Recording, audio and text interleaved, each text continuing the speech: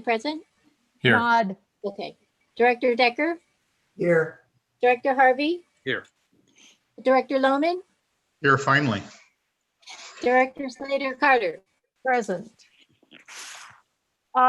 President's statement, just sort of a heads up to a lot of folks who are here who aren't usually at our meetings. I read an interesting article today that said after the first rain in the Bay Area, they're finding a whole lot of personal protection gear and masks going into our creeks and waterways. Please pick up after yourself. Don't leave them in parking lots.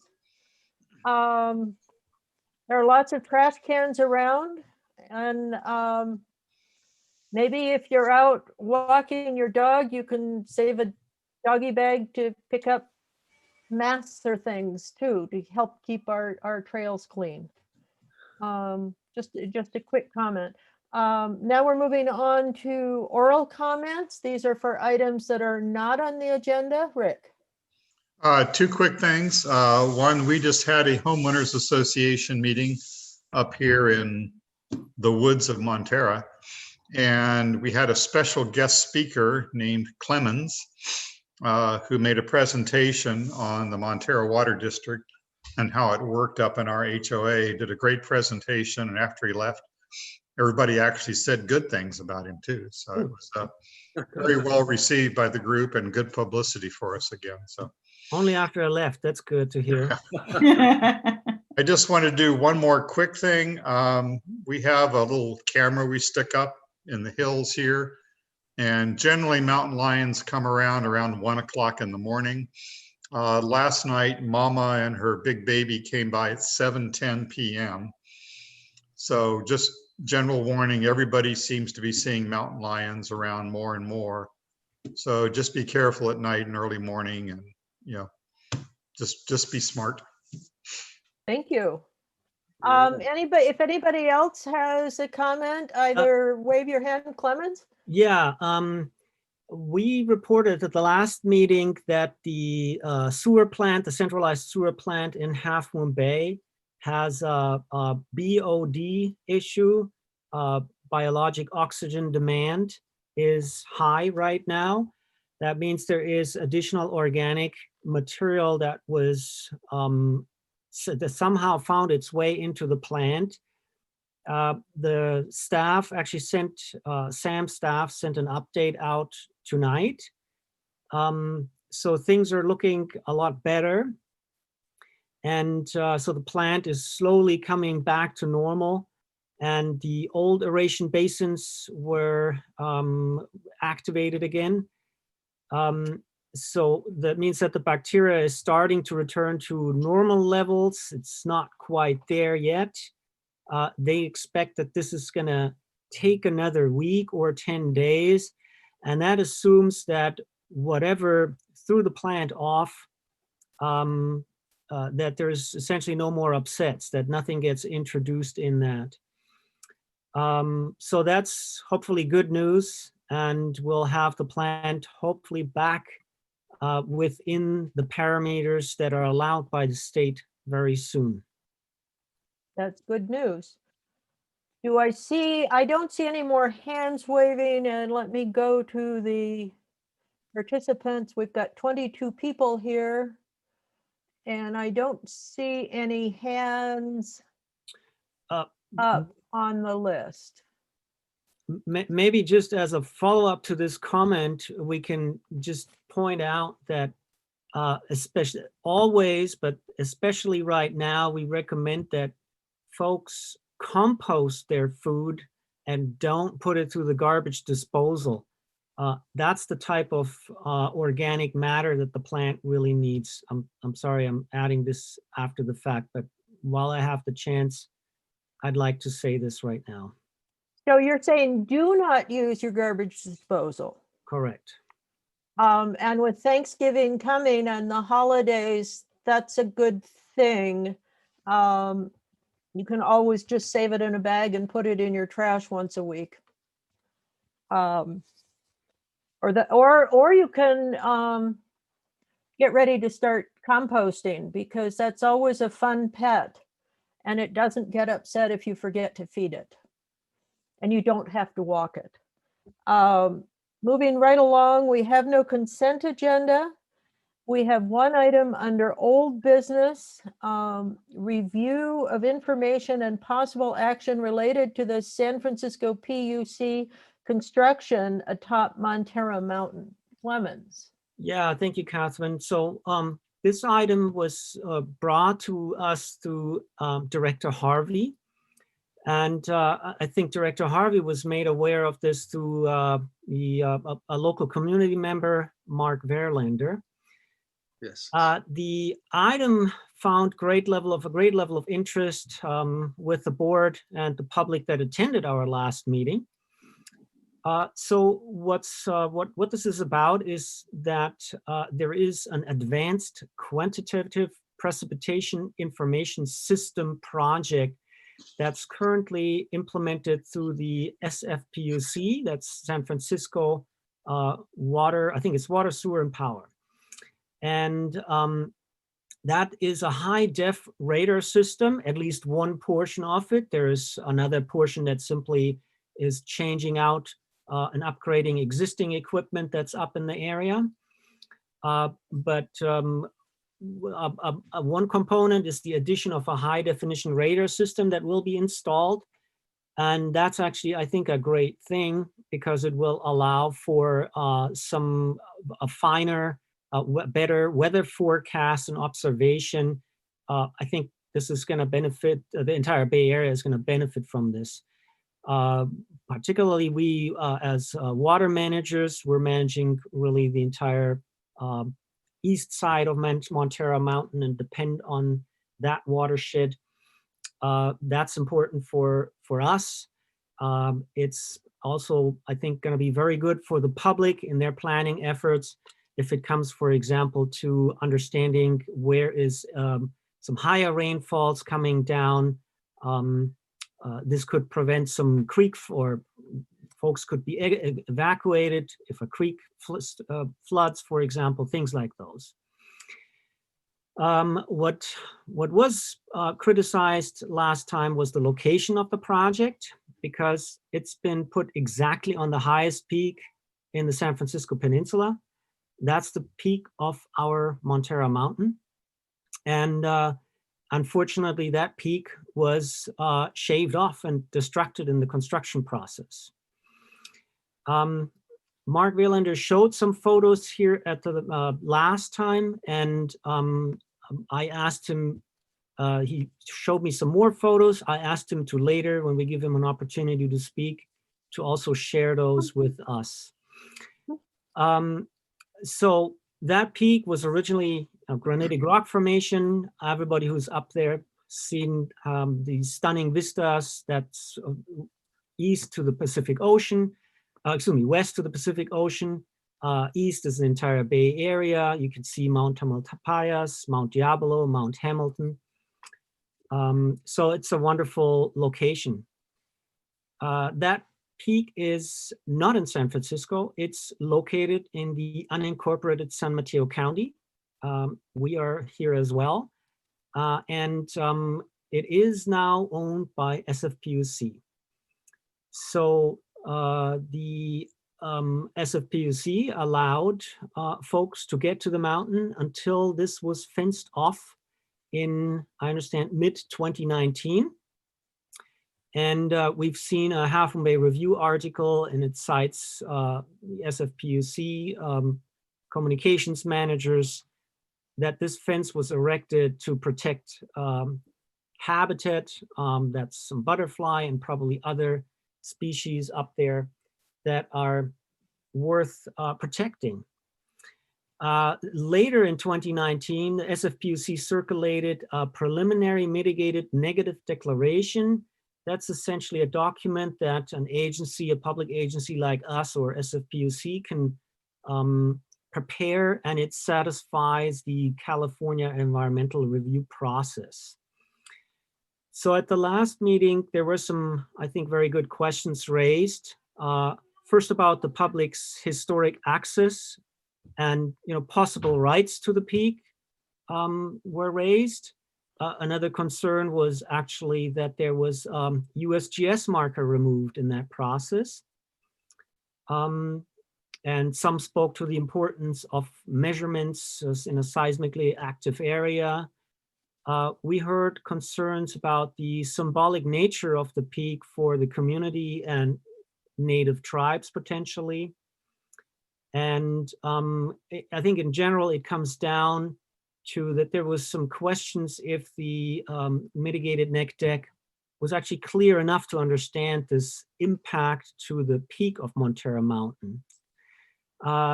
I thought the most important thing here for us as next step would be to actually contact SFPUC. And Tim Ramirez with the SFPUC is actually here tonight and is available to talk a little bit about this project and share with us about what the SFPUC is doing up there. And hopefully you can also ask some questions later. So this is generally in a board information and discussion potential staff direction item. My suggestion is that we are handing the word to Tim Ramirez and see if he can share with us a little bit more about the project. Thanks, Catherine. Thank you, Tim. Okay, thank you for the invitation. Can everybody hear me okay? Yes. Great. Believe so. Okay. Thanks for the invitation. I did have a chance to watch the last meeting, so I tried to glean a little insight about the discussion that you all had. And I had a nice chat with Clemens last week as well, just to try to catch up. I just wanted to say a few things by way of background, and then I'd be happy to try to answer questions if anybody has them, if that's okay. Let me start with what my role is in the organization first. I'm the division manager for natural resources and lands management. My primary responsibilities, one is to manage all of the land that we own and fee outside of San Francisco, including the Peninsula watershed, which as you all know is probably roughly 23,000 acres almost. And then we have an even larger watershed in the East Bay, the Alameda Creek watershed. We also do all the environmental compliance for operation and maintenance of projects that we have in the area. So those are the two things that my group does. And this is one of those projects. There are lots of projects all the time in the watershed. This is one that obviously has garnered quite a bit of interest. And I'm happy to try to provide some more background. Clemens mentioned the purpose. It is this regional AQPI system. It's part of installations that are being done in coordination with NOAA and some other water districts in the Bay Area. And as he said, it's ideally to help get better information, especially assist our forecasting with the storms that are coming in off of the ocean.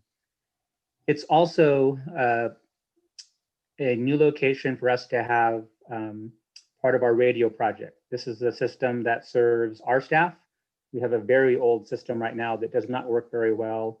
The watershed is a remote location. It's a hard place to get a signal for anything. And from a safety standpoint, when we're on the property, when other people are on the property, we need to be able to reach them, and they need to be able to reach our dispatch. And we can't do that very reliably right now. So this is an effort throughout our entire system, literally from the High Sierra, the East Bay, all the way into San Francisco and the Peninsula. There are different locations where we're making improvements that are part of that radio project. And this is one of those also. Really two things happening at the top of the mountain. Clement mentioned the CEQA document. Again, just by background, you should know that the PUC, we are never the CEQA lead agency. City planning in San Francisco is always the CEQA lead agency. They're the ones who publish the documents. They're the ones who certify the documents. And then we adopt the project when they're done. And they took that lead role here, as they always do for this project. And that was the project that was brought to our commission last year.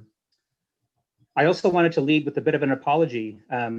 we had a lot of interest last year about this project when folks started to see the signs going up on the perimeter fence. And I think that was one of the things that Clemens provided in your packet for tonight's meeting was the article from the Half Moon Bay Review last year. And we tried, albeit a little bit late, to try to get the word out and meet with people. A lot of folks showed up at our commission meeting upset about it. And as a consequence, we had a couple different meetings that I was asked to be part of to try to close that loop with people to make sure that they knew what was happening and why we were doing it. I'll talk about that at the as well.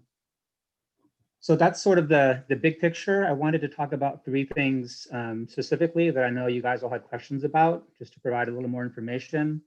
The location, there was a fairly rigorous site plan done, a study plan about where these locations would be ideally situated throughout the Bay Area to be able to get the information that we're needing and also to project it on the places that people are concerned about. And for all the same reasons that there's a monument there and that people like to be at the top is the best place for that. And so it allows the installation to not be a 100-foot tower, but also to see down into the places that we need to be able to get a signal, including out to the ocean. And so it is ideal in that standpoint. Even when they decided that Montara was the best place to put it, there were other peaks they looked at on the peninsula, including Scarper and San Bruno. There wasn't a lot of room to maneuver at the top. It's a very small little knoll, as I think a lot of you know if you've been there. And we even looked around the edges trying to put it someplace off to the side. And of course, that's where the butterfly habitat is. So there are a lot of things that went into the decision, but that was a tricky thing to be able to try to cite. And in the end, it stayed where it was proposed on the top. There was a monument at the top, which I think all of you also know very well. I have been there before, I saw it, and like a lot of folks took a picture of it.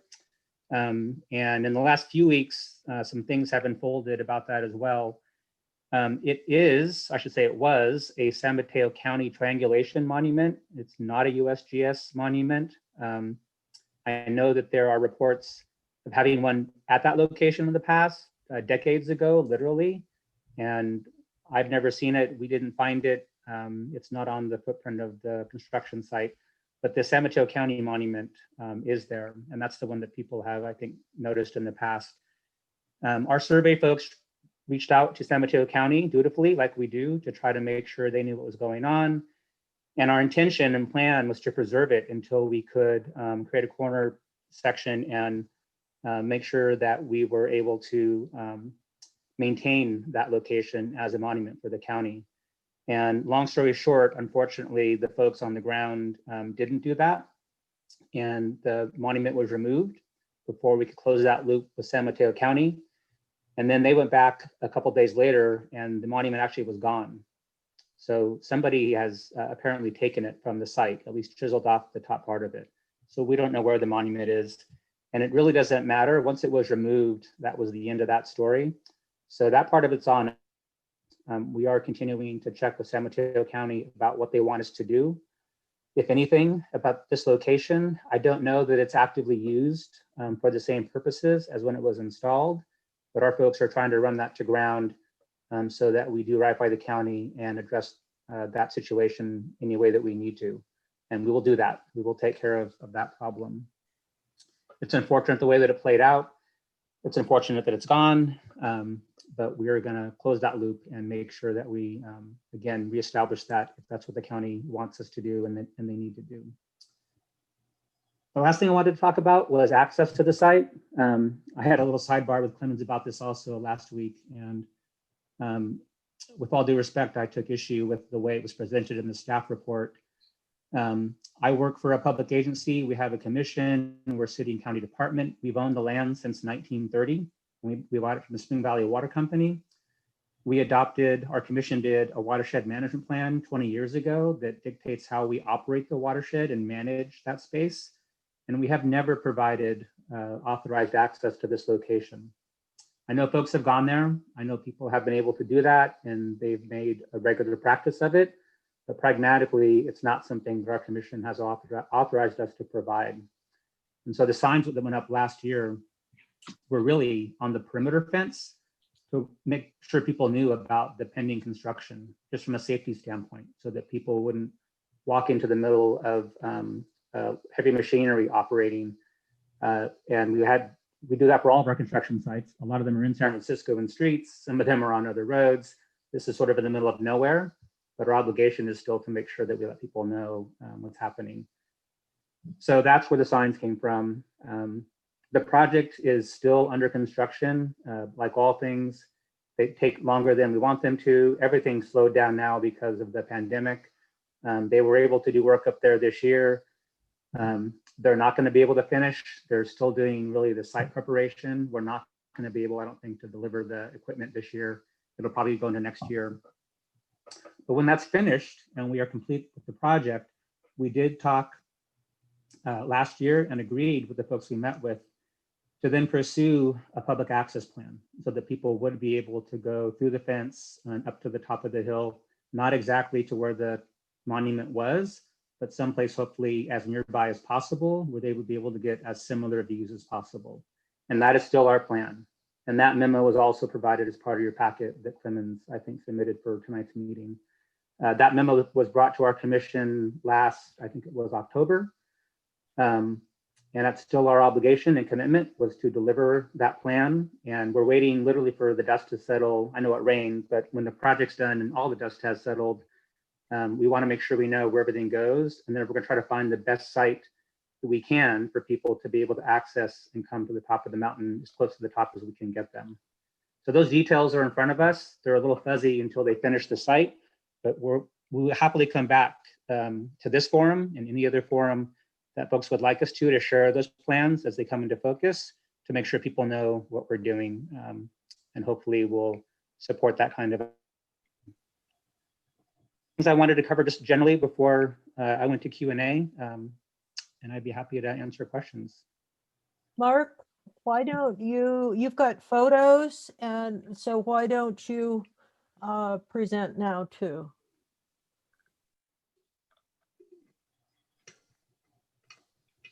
We can't I hear just you. have to see how to, share my screen.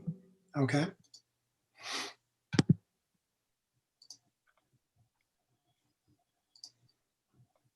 Can you see that? Yes. Great. So let's see. These photos were sent around a couple of days ago, but maybe some people haven't seen them. So there's some photos of the peak before and some photos of the peak after. So these are photos of the peak before. And as you can see, it's a very small space. It's probably 4 or 5 feet. And then there might be another 5 or 10 feet off to the side, but you could actually stand on the top, as I am here and it's only a peak big enough to fit one person, but you could spin around and see all of the Bay Area. This is the marker that Tim mentioned, which is now lost.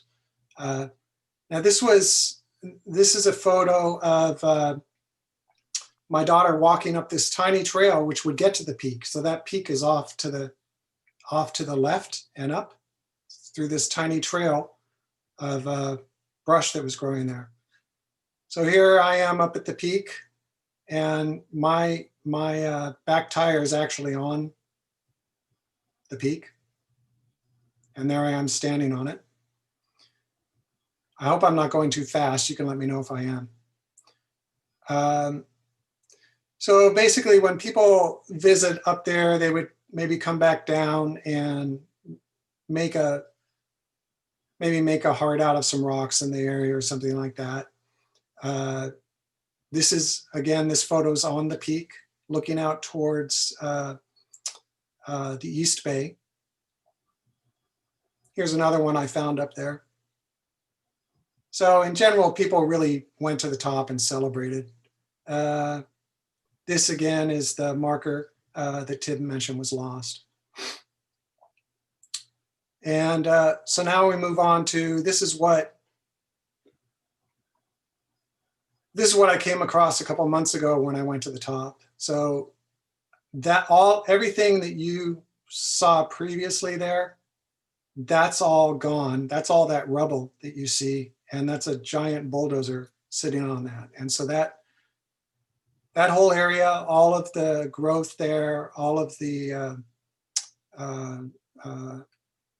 bushes there. And if it looks strange, it's because in the foreground here, where you see all this gravel, this is a wide road that they've also graded and built up to where that point was before it was, before the actual peak was bulldozed. So all that rock there that you can see is the actual peak after it's been destroyed. And here's some close-ups of that. So you can see it's kind of a mixture of the granite type of rock, loose granite that is in this area. This is just some of the equipment. Again, that was the first time I'd been up there. I had no idea who had done it or what had been done. So I just took some photos so I could identify. This was long before I met Tim, who the agency was that did that. And as you can see, it's the Water District in the city of San Francisco. So this is quite a large piece of equipment. It's one of the larger bulldozers you see.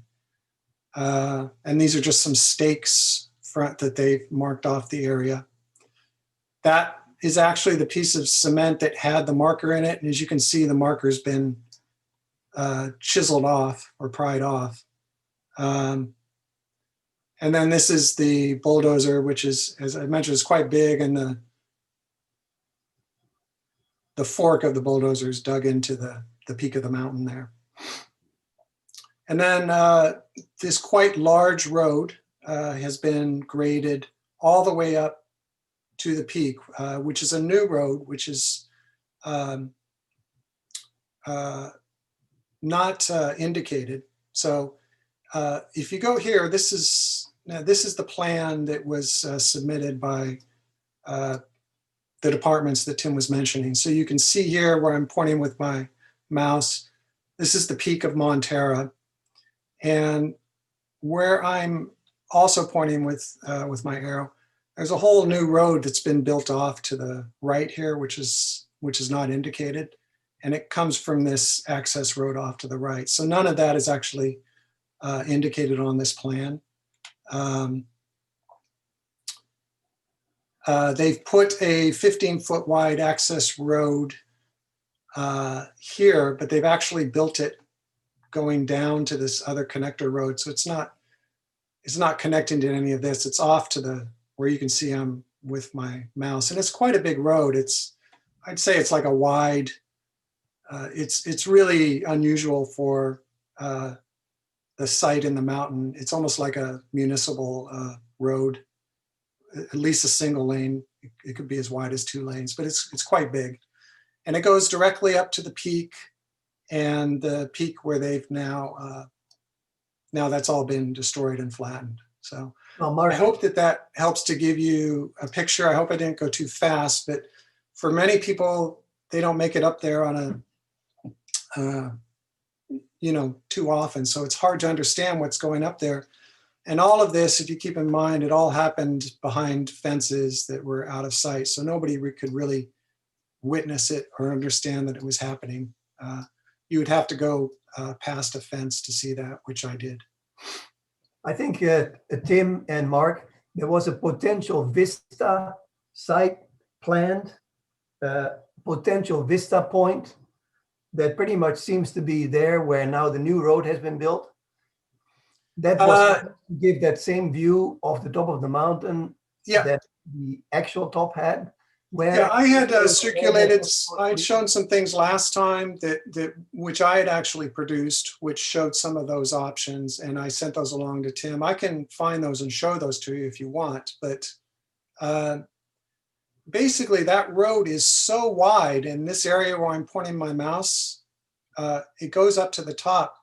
That road could actually be a location for the towers. It could be a location for the vista.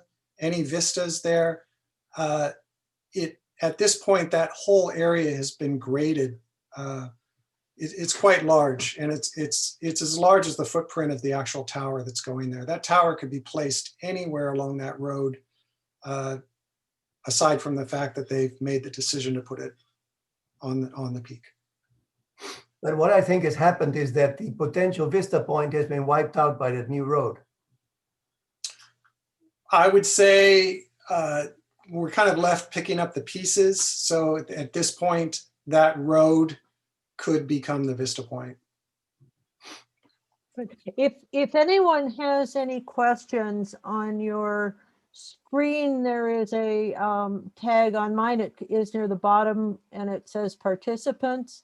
And if you go to it, you can comment, you can put a hand there. I see Scott's hand is there, Greg Diegas is there, and I'll keep a list of people who want to speak. And the question I have for the board is, do we want to keep this shared screen with the map? Or, oh, that's an interesting picture. Yeah, so these Or are, do, Jim, was this what you're talking about? Or I'm sorry, Peter. Peter, my apologies. So this is, This is the map that I was talking about. I don't know if you can see it from here. okay. Pull it back a little bit. I think he's holding up the map that was in the agenda packet. It's from our Mhm. commission meeting last October. It's a map that we made. Yes, These are Mark's maps. These are not ours. So this was drawn based on what I saw from the photographs. So this area here, if you can see with my mouse, is the existing tower equipment that's been there for quite some time. And this area here off to the right is the new wide road that's been built up to the point. And this is the top of the mountain that's been leveled. And this is their proposed construction, or their planned construction area. So at this point, these black dots that I've been showing would show potential public access, and these white lines here being fenced off area to protect the towers. But as you can see, their lines marking off the construction site have this square is a tower, this square is a service shed, and this is a propane tank, and there's another generator here. But as you can see, this whole area is pushed to the north to the actual, that triangle is the actual peak of the mountain. So my proposal to Tim was that there was plenty of room here to, and this is my proposal, move that tower simply 10 feet to the south, keep the point open for visitors, and put all the equipment there. You're at the same elevation.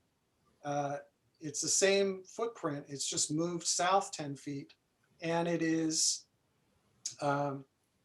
preserving the ability of people to visit the actual real peak of the mountain. So that's what I was proposing.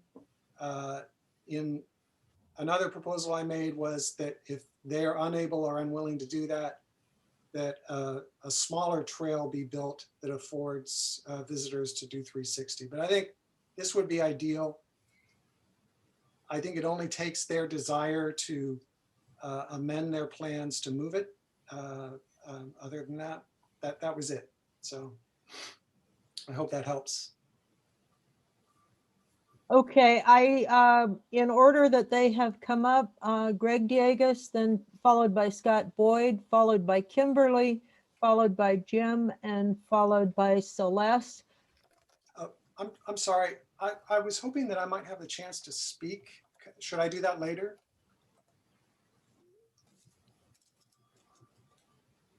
Anybody hear me? Oh, Catherine? Why don't you speak now?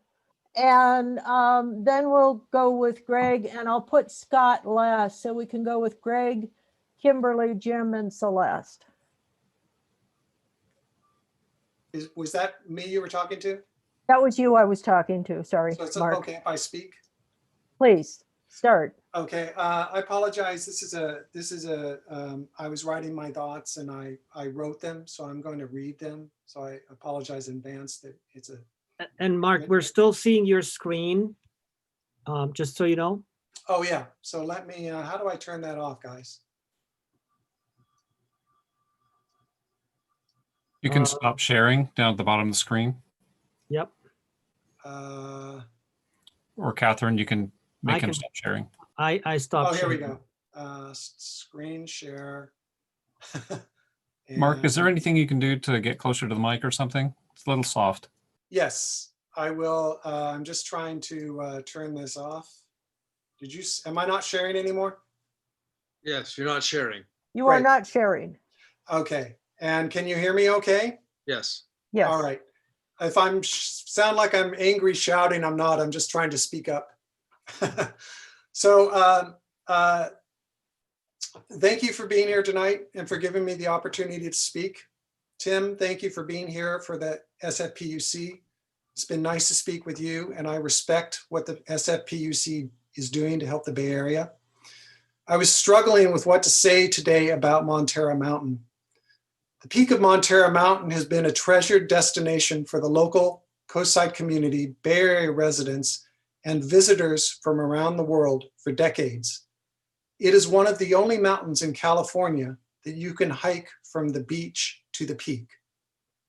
The peak offers stunning 360-degree views of the Pacific Ocean, Point Reyes, Mount Tamalpais, the cities of San Francisco, Oakland, and Berkeley, SFO Airport, Mount Diablo, and the south towards San Jose and Santa Cruz. Montara Mountain has some of the most ancient rock formations in California from the Paleozoic era, probably 350 to 450 million years old. Very few remnants of these ancient rock formations exist. Montara Mountain is one of them. Montara Mountain is the highest peak of the coastal Santa Cruz mountain range on the peninsula. I believe what the SFPUC has done to the peak of Montara Mountain is wrong. In September of 2019, the SFPUC fenced off and prevented public access to the top of Montara Mountain.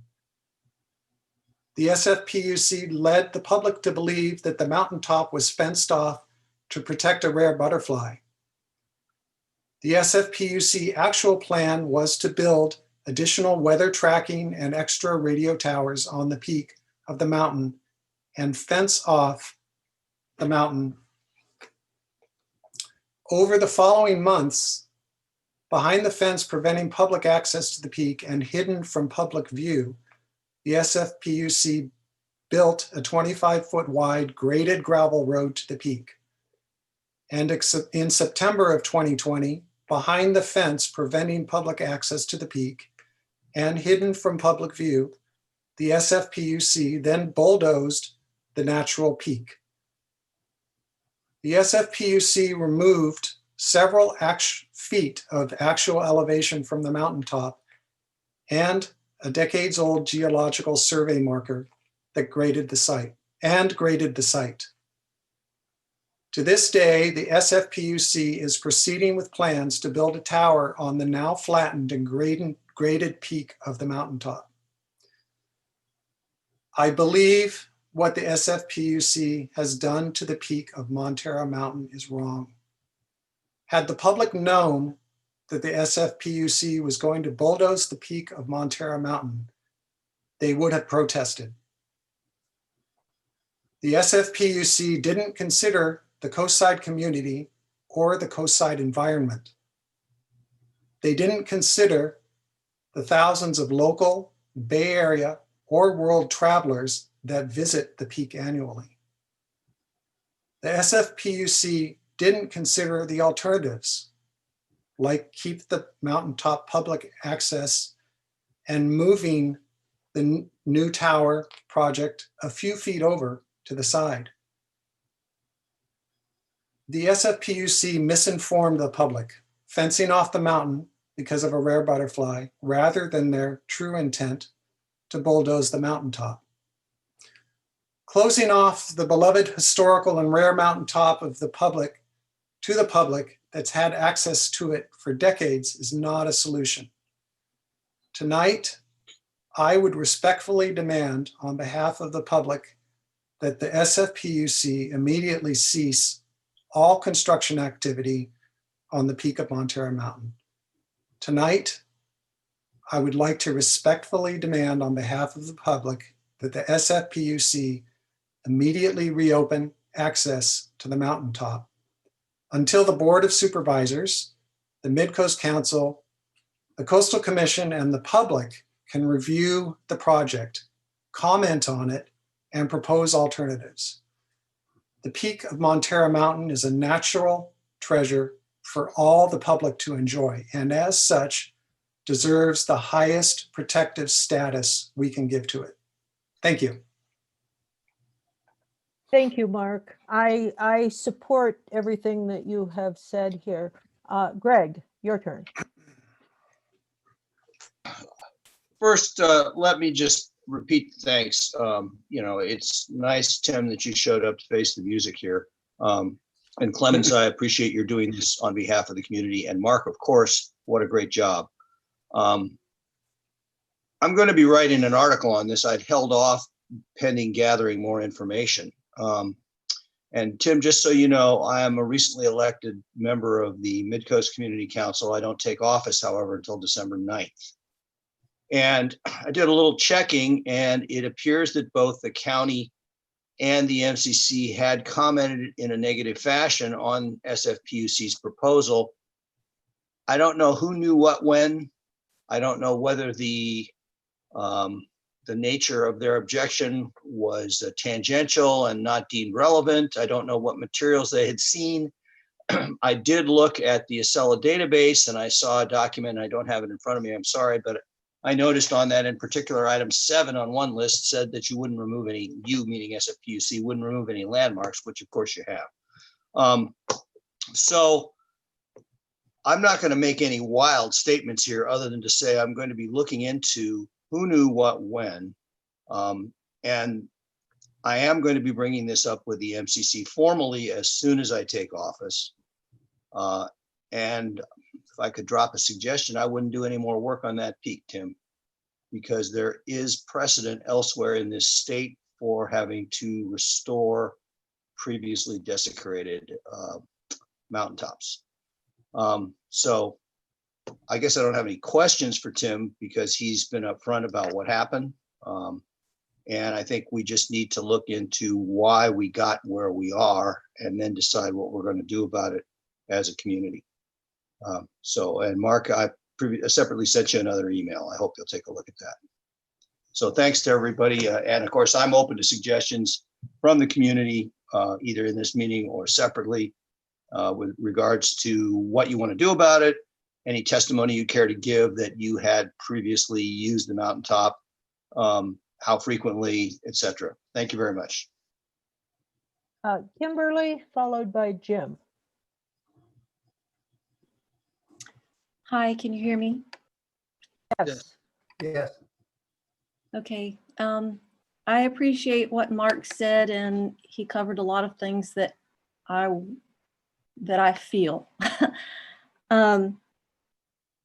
I am a person who has been running and walking and biking Montara Mountain 3 times a week for 13 years until COVID-19. And I'm a very well-informed person in this community, and I did not know this was happening. So there are a lot of people like me who do not know that it was happening or has happened. And this is only going to get larger. So Mr. Ramirez, I would suggest that you consider that as you consider next steps, because people that do know about it are mourning. And I'm struggling with saying this because it is so deeply felt. I think this was handled incredibly badly, and I'm a person who works on public policy and works with lots of agencies and government entities over the years. This has got to be one of the most poorly handled public relations things that I have ever encountered. And And I would like to know how you're going to manage this going forward. It doesn't appear that the SFPUC has cared about the community and has no sensitivity for the environmental, historical, or cultural significance of it to us. And I would like to have them respond to those things. And then I guess this appears to have been such a messy project that no care for the people or the place has been exhibited. And I'd like to know how you're going to remedy that going forward. How will you handle this more carefully? And has there been any censure or communication with your contractor to mitigate further damage, mitigate the damage that's already occurred and prevent further damage? Because I didn't hear that from you when you spoke earlier. And I guess I do want to know how you're going to rectify this, because this is an important place for all of us. And this is a small gathering. As this grows, the gatherings of people who are going to come to public meetings are a lot larger, including with the MCC, of which I participate regularly. I just came from a Half Moon Bay City Council meeting to join this call. So this is not going to go away. And you need to communicate that and find a way to address this, because there's a huge emotional component to this project that you failed to recognize. I think that is all I can say at this moment. And Greg Dieguez, I'm happy to volunteer to help you in any way that I can to work on this project to help get the communication out and to find ways to change this, because it is not right. And there are alternative solutions which should have been explored more thoroughly with more community input. Thank you. Kimberly, if you could shoot me an email one way or another. So Thank you, Kimberly. Catherine, do you want me to try to reply to things along the way or wait till the end? No, let's wait until the end so you can put them all together. Okay. So Kimberly, thank you very much. And we are going to, Kimberly is followed by Jim, who will be followed by Celeste, and then Tanya and Gwendolyn. So Jim. Okay, I've been going up to the top of that mountain, running up there for 35 years. I've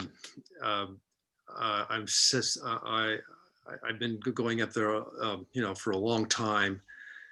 First of all, Tim, thanks for coming and presenting. I really appreciate that.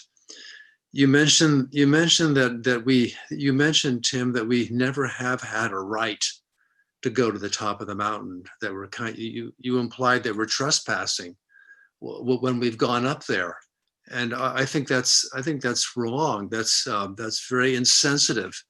It's a mountaintop. It's a major peak, and for you and the SFPUC to say that we have had no right, or that we're wrong to have gone on there, that we're trespassing, I think is really bad, a wrong thing to say. We do have a right. It's a mountain peak, and we've always been going to the top. And for you to come along now and make those claims on behalf of the SFPUC, I think is really wrong and insensitive. The next thing I want to say is that as a member of this board, I didn't hear anything about this until a month ago, when Mark brought it to our attention. I don't read the review, the Half Moon Bay Review, on a regular basis, and I didn't hear about this until Mark brought it to our attention. So we are the only local public agency here, Montara Water Sanitary District, MWSD, and it would have been nice if you had informed us or notified us of what's going on. By the way, I have been up there a few times since this issue has begun, and I estimate from triangulation or from just guessing or just looking at photos and what it looks like now that your bulldozers have shaved the top 7 feet off the mountaintop, at least 7 feet off the top, maybe more. That's a significant shaving of Mount Montara. And then all the roads, the wide 40-foot roads. I mean, it's a lot of ecological damage. I mean, if there are any butterflies up there, I'm not sure what they're, if they're going to survive and all that gravel and dirt. So if you could consider going back to the SFPUC and changing direction, could you modify this for us? Could you go with Mark's proposal? Mark has a very sensible proposal, so I would recommend that you go with Mark's proposal. And I think that this is it really hurts to live under a mountain that has been kind of raped in this way, and I'm not very happy about it. Thank you.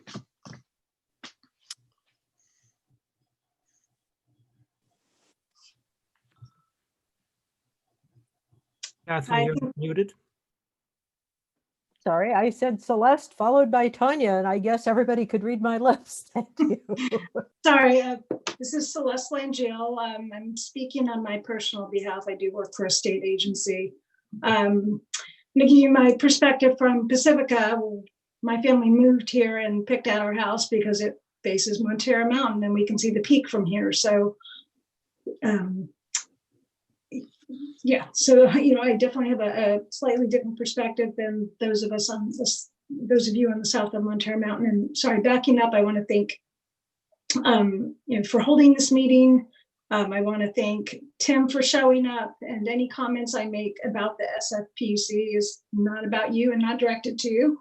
And I want to echo the previous commenters that this is a really sensitive issue. When I heard about it, I was aghast, even though I had heard about the fence at the top, and I hadn't been able to hike up there because of foot issues. But I've been up there, and my family loves hiking up there. So, and one thing that you did say, that you said the project's in the middle of nowhere, but for those of us who love the mountain, it's not the middle of nowhere, it's the center of everywhere, right? It's got emotional significance to us. So, the SFPUC, when a state or a city and county agency holds lands, far away from their location, sometimes there's this just disconnect. So, obviously the findings of the county and local agencies were disregarded.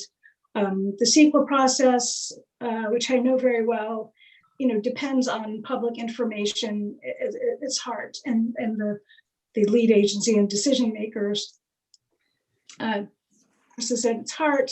And I read the preliminary MND, and it talks about notifying the public, which is a typical part of the process, and you're going to notify the public within 300 feet of the project location, which there is no one. So deciding alternatives is key to have public input, and that didn't happen. So it was missing from the get-go, and so that, the decision to locate it where it is just a convenient decision for your agency, and certainly didn't consider the decision of the public, which would have been one that was different, and that really doesn't engender trust in your agency to have the public's input disregarded on an important area of significant public resource. And I did read, like I said, part of the document, the impacts on those butterflies, the 2 butterflies, they're hill-topping species. So when you bulldoze the top of a peak, and it just doesn't look like you're really putting the butterflies first or their host plants. It looks like you're putting your agency's needs first. So since there was no, to us, those of us who care about this project site, proper look at alternatives that considered the public's input, and I know that the NOD was already, filed. And so anyway, my point is, I like Mark's proposal, but I'd like some consideration that involved public input and moving forward. And I really, really hope that the SFPUC will consider this as an important public resource. Thank you. Celeste, thank you very much. Tanya, followed by Gwendolyn. Thank you, Catherine. I will be brief. I'm not the resident of the community. I'm the district engineer and I actually live in San Francisco, but I'm very emotionally and otherwise involved with this community. I have been serving it for over 15 years. So my questions are, or rather I have a bit of information. I did some research. The San Mateo County Planning Commission voted against this project 5-0. And I understand it was an advisory vote, but it's kind of amazing to me that it was ignored. This is the county where this community is located. But there's another thing that I find very surprising. And Tim, this is not to you, this is to the planning department, really. The principal planner on this project is Chris Kern. We worked with Chris extensively. All these board members know Chris when he was at the Coastal Commission. In fact, before he went to work for SFPUC, he was in charge of approving a very significant permit for this district. So I would like to comment on the fact that the Coastal Commission was not consulted. And this project is within the coastal zone. And we understand that SFPUC owns the land. However, we require every single person who owns the land in this district, in the county, in the unincorporated county, to get a coastal development permit. That's a regulation that was completely ignored. And it's just shocking to me that this was led by and approved as according to the planning report, but not anybody but Chris Kern, who would, sorry to say, should know better. That's it. Thank you, Tanya. Tanya, I am stunned with that. Gwendolyn, you're next. Hi. So I'm Gwendolyn Holden. I currently live in Pacifica. I've been living here since 2000, but I lived in Half Moon Bay from 1993 to 2000. So I'm quite familiar with the peak of Montara Mountain. And I first want to thank Montara Water District for taking this time to allow public comments and for inviting Tim for this public input, because I know this isn't completely your wheelhouse, but to have the community to give input, I appreciate you guys taking your time to allow us to do that. So I want to second Kimberly's comment that, this is one of these things that I generally pay attention to as well. And the fact that I didn't notice that any of this was going on, I find fairly shocking. And then when Celeste said that you only had to notify people 300 feet from the project, I do, Tim, if in your comments or in your responses, could you address that and how, if it is 300 feet, like how could the San Francisco district think that that was appropriate, and how, and also can you comment on the outreach that has been done to the residents of Pacifica, Montara, and Half Moon Bay? Because like Kimberly and Celeste said, I haven't seen anything.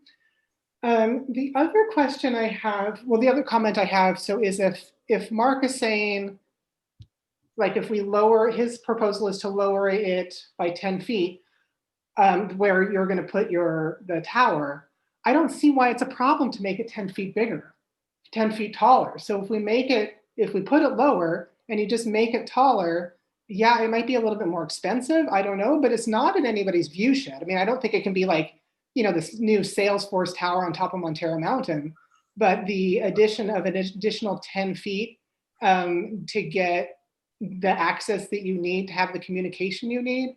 I'm not sure why that is such a problem to be overcome. I think it's just a design issue that somebody has just kind of chosen not to take on. The last one, my last comment for Tim, for you to respond to is, and I'm not a lawyer and I don't know the technical parts about this, but I did look up, there's this concept of easement by prescription, which in the state of California is it looks like it's 5 years. So it says, my understanding is, I'm not sure, I know this is for, I don't know how this works for public land, but my understanding is that, or public land, I don't know if you consider the watershed district isn't really necessarily public land, right?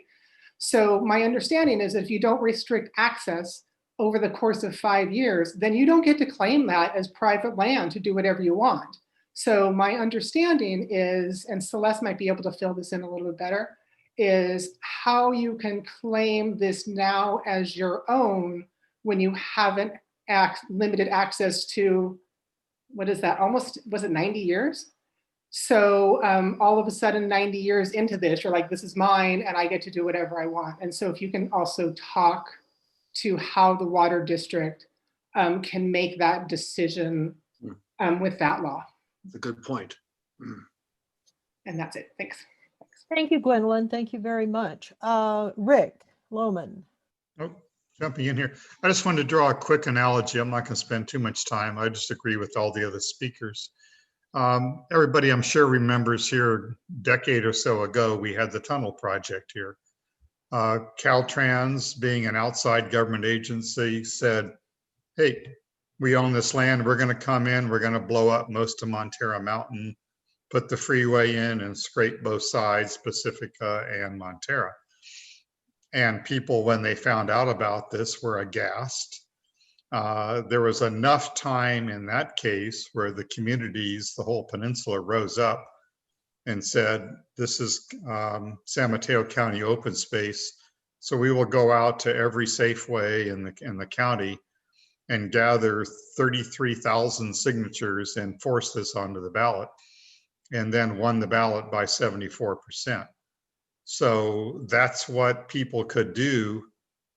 Caltrans, unfortunately, gave us enough time to discuss that and get the community riled up. This doesn't have that luxury. I would be sure, absolutely, that if given enough time of scope of we knew what was happening, probably the similar thing could have happened, and San Mateo County, as they did before, would rise up and say, hey, don't do that. Find an alternate plan, move the thing over 20 feet, save the little mountaintop. That's not hard. So it's a shame we didn't get that opportunity. I don't really want to know about the reasons why we didn't get that opportunity, but having had that reason, the community would have risen up again. We blocked the destruction of Montara Mountain back then, the saddle, and stuck a little tunnel through the mountain, which is the obviously much better solution. And if the community had been involved here, we could have worked out a better solution, not blocking the towers, which are good, but just not putting them on that exact spot. So thank you. Rick, thank you.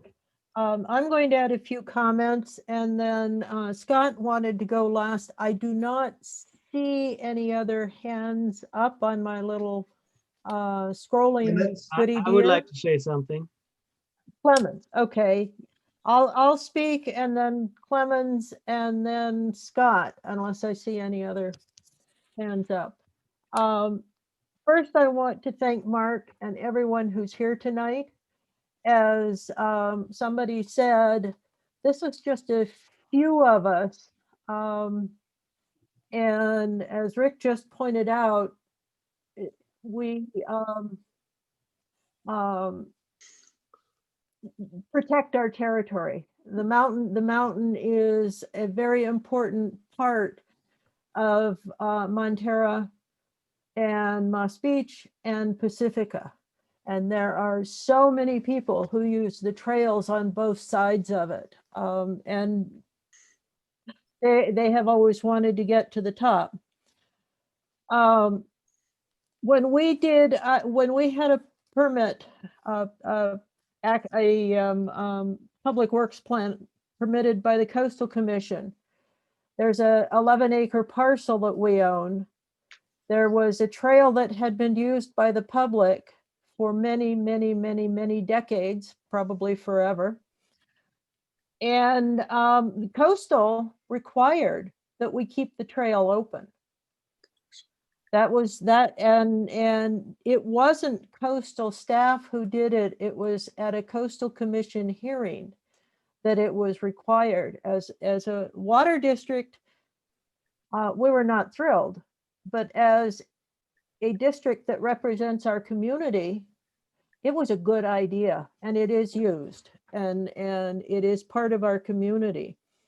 I do know that for any earth moving, and this sounds like quite a bit of earth moving, you need to have a coastal development permit in the county. And even if you didn't need it specifically for the very top of the mountain, I can tell you the road work needed to have that kind of coastal development permit. I don't know what was going on with the county that they didn't follow up on it. But that's when you reduce the top by 7 to 10 feet, you could have just put your tower over on a different gradient and gotten the same height elevation that you're going to get by reducing the height. So I find some of your arguments contradictory. And I think just commenting to the public that is here, I suggest we reach out to the interested parties of not only Midcoast Council, but the Pacifica City Council. That mountain is a it's an amazing part of the view when you come down from Daly City and come down towards Montara Mountain to see it there. It's a stunning view, and a lot of people enjoy it. The city of Half Moon Bay would probably have some interest in it, and I think we should all contact the county, particularly Supervisor Horsley, and see what can be worked out, as well as the Coastal Commission and planning. And the more people who make these connections, I think the better result will be. I like Mark's solution. I like it a lot. I'd love to see a monument put at the top, something that you could walk on with, I don't know, maybe like the Lantos Tunnel, we could do the Don Horsley statue or something. I don't know. But or just make it the people's monument for the people who have protected our mountain and our coastside so much. So thank you very much. Clemens and then Scott. Yeah, first I want to again thank Tim for being here tonight, clearly in the hot seat. And Tim, I hope you see that the community would like to see you as the messenger who can send, can speak to the relevant parties, to the relevant people. And what you hear here tonight is really that I think this community has been hit in the heart. This is not only, our mountain. This is the center of the highest peak in the immediate Bay Area, at least this side of the Bay Area, that I've heard words like violated, etc. I wanted to continue a little bit where Tanya left off. She mentioned this is in a coastal zone. This should require a coastal development permit. Besides that, it's my understanding that any of this type of grading would require a grading permit from San Mateo County. In addition, I'm going to say whatever the SFPUC, whatever documents the SFPU sent out, particularly talking about the mitigated negative declaration, the document was obviously inadequate, as thick it is. I mean, I've been, looking at this document now. Whoever got it across the table didn't have a chance to understand what this document is about. I also saw today the document that the county staff report for the Planning Commission that actually commented. The location of the project was not on top of Montara Mountain. It was alongside the mountain. The commission objected without understanding the impact to the mountain, and did not even voted it down without having that clear understanding. So I'm going to simply say that the document was severely inadequate. Nobody had a way of understanding what SFPUC is really doing. Thanks again for listening. But I don't see any more speakers. If anybody does want to speak, please either wave your hand if you're on camera, or push the little button. And if anybody wants to make a follow-up comment, Montara Water and Sanitary District is an organization of, by, and for the community. And so we, while we follow Robert's Rules of Order, we do so loosely because the important part is for our community to be able to communicate. So I'll keep an eye on the participants list. Scott. Well, let me start. Clemens, thank you.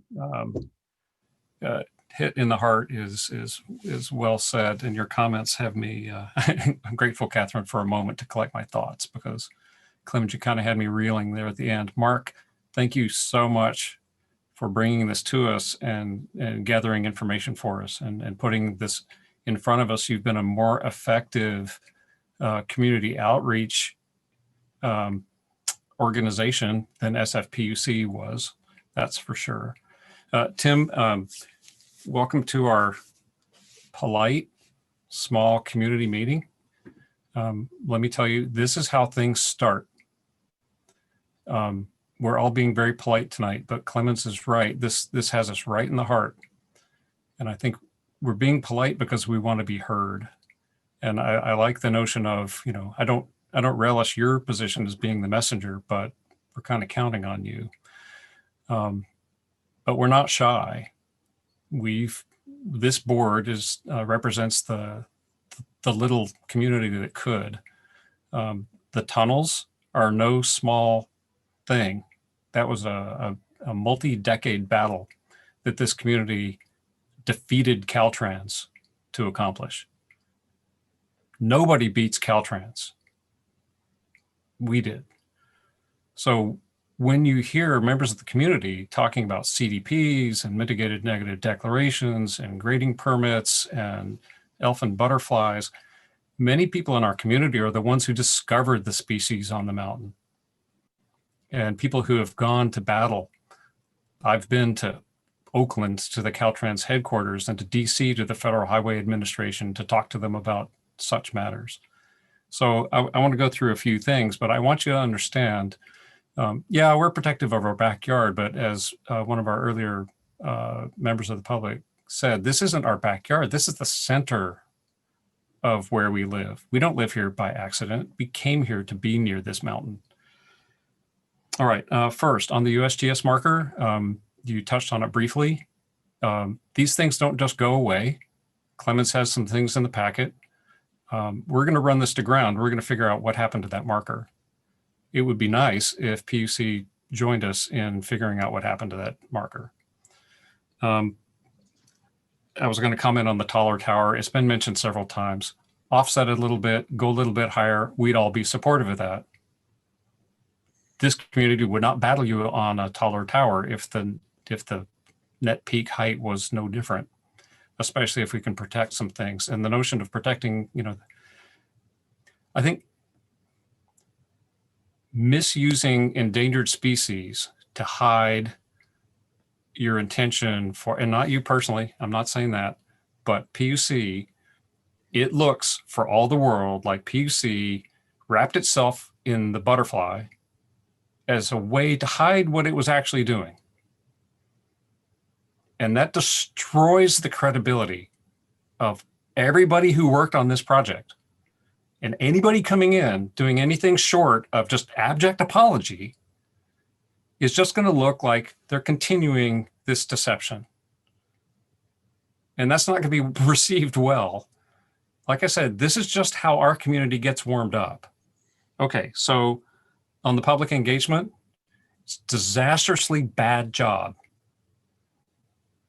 I've read through some of, you know, your letter about some of the outreach that was done. Good on you for doing the outreach that you did, but I didn't see, maybe I missed it, but I didn't see anything about talking to the Ohlone tribes. I didn't see anything about direct engagement with the Midcoast Community Council. You certainly didn't come to the one public utility in the community. We have we have equipment on the mountain, you know, and you guys know who we are. Let me mention, I appreciate that the city and county of San Francisco planning department runs the CEQA effort, but you guys have to live with the consequences of their shoddy work. You pay the price of their terrible PR positioning. They hid the ball, but some people noticed. So I don't know if I'd go around mentioning that. I don't see how that's really helpful, because we see San Francisco doing this. Yeah, PUC, planning department, you know, London Breed. We can talk about all the players involved, but San Francisco shaved the top off of this mountain. And I'll just say it, shame on you. The CEQA process,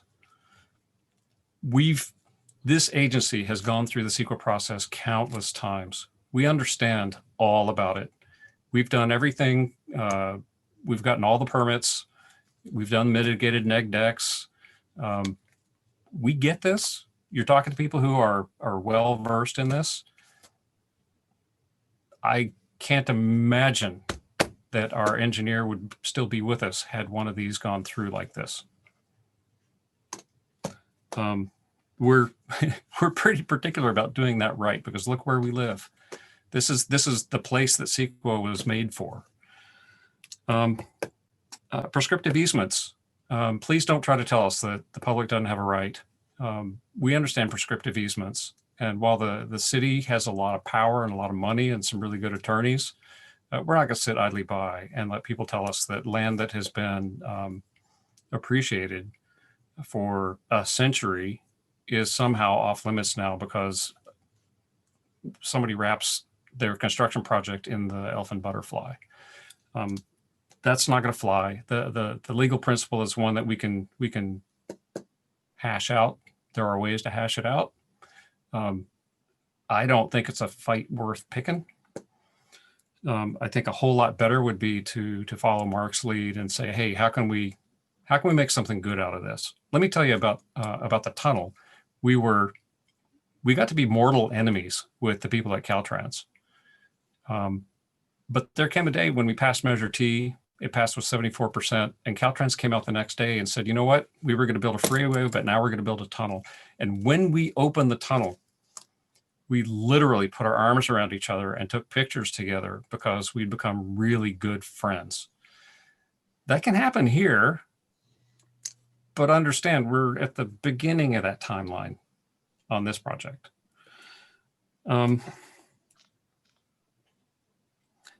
I would like to hear that somebody has talked to the people on the crew that excavated the monument and that you have satisfied yourself that that monument is not in the hands of any of the crew.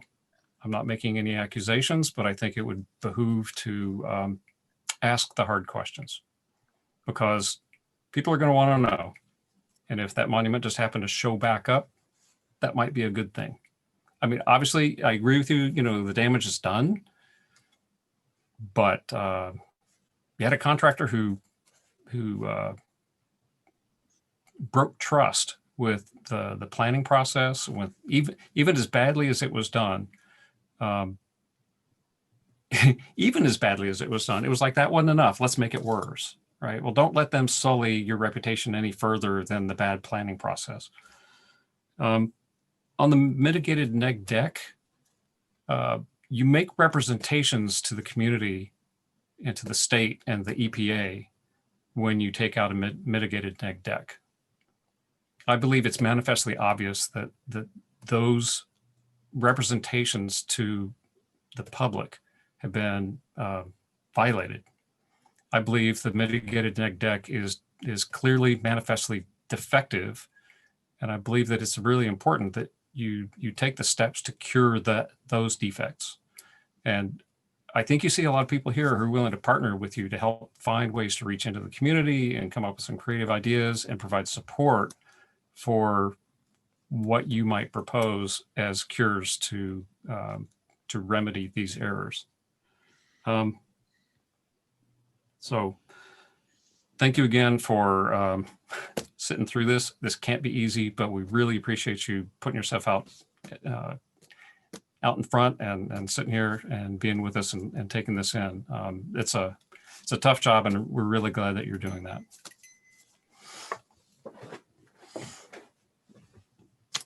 Thank you. Do we have any more comments from any of the participants?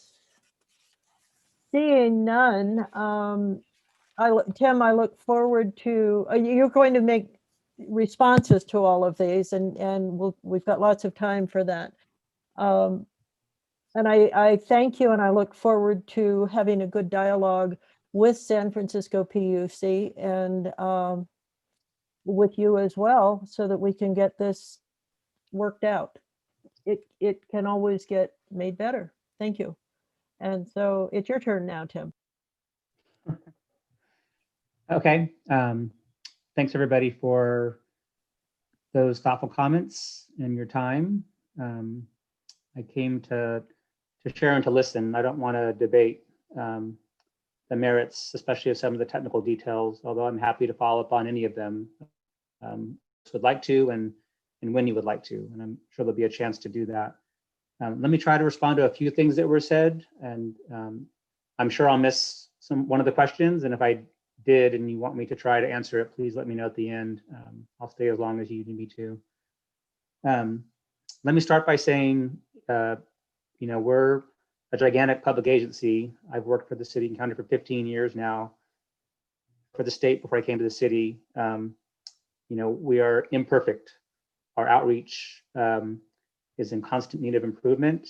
And I tried to lead at the beginning with an apology about the communication, and that stands. At the very least, we want to make sure people know what's proposed and we get their feedback. And clearly people are still finding out what was proposed and happened over a year ago. And we're trying to catch up.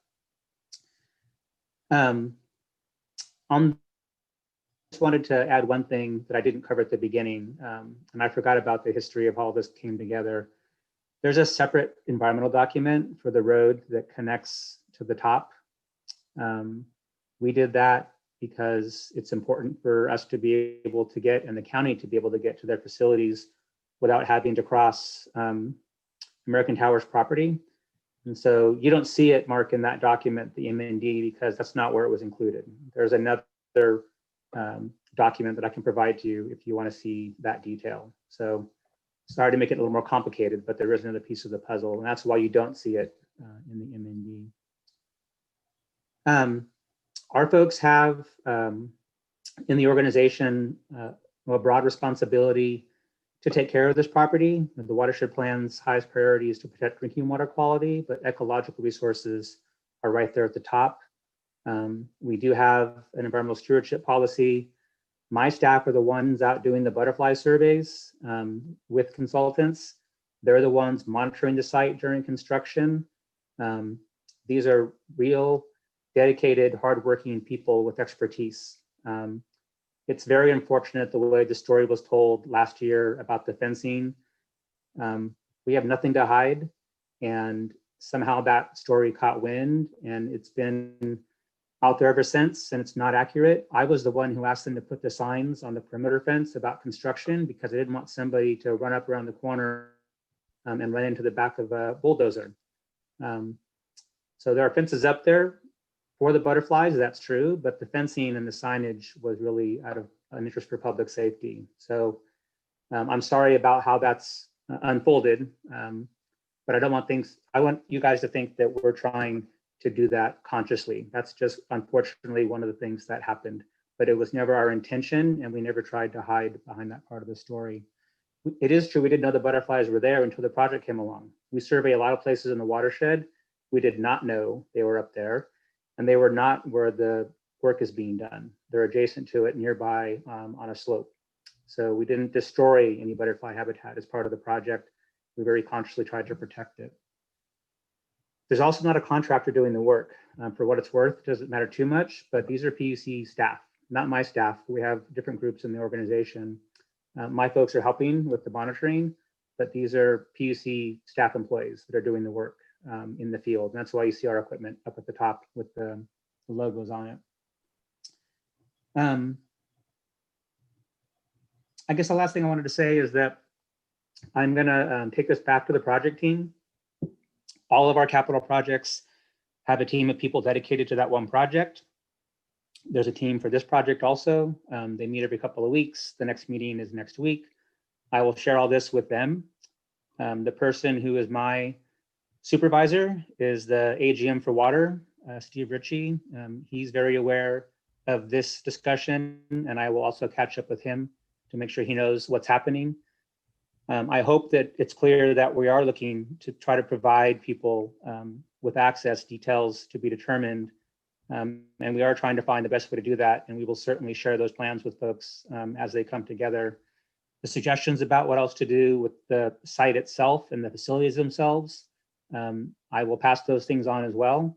And I'd be happy to come back and answer questions or try to just stay in touch with Clemens, whatever you guys think is the most helpful so people can stay in the loop and we can make sure that the lines of communication now stay open. Again, you know, I can't emphasize this enough. We don't have anything to hide. I don't want there to be any unknowns. I don't want you guys to have questions we can't answer.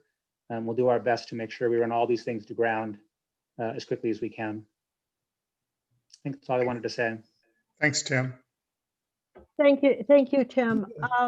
For any communications, I'm a big fan of having them distributed among many. So it would be great if for any communications, you could send them to Greg Diegas at the Mid-Coast Community Council. He can give you his email and his address, and to Mark and to Clemens Heldmeyer.